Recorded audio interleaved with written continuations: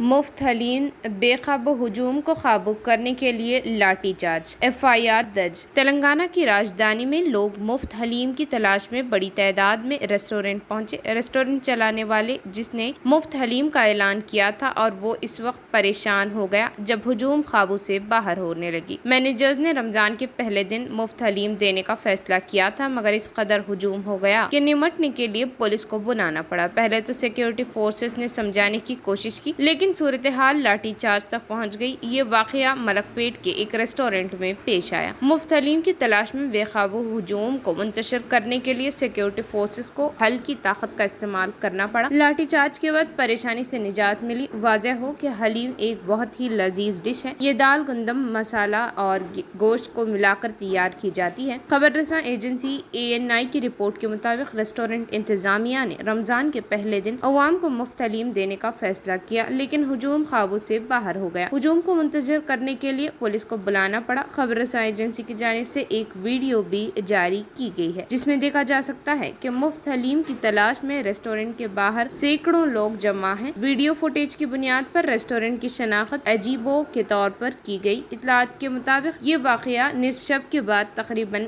2 بجے پیش آیا۔ ریسٹورنٹ انتظامیہ کے خلاف ٹریفک میں خلل ڈالنے پر مقدمہ درج کیا جائے گا۔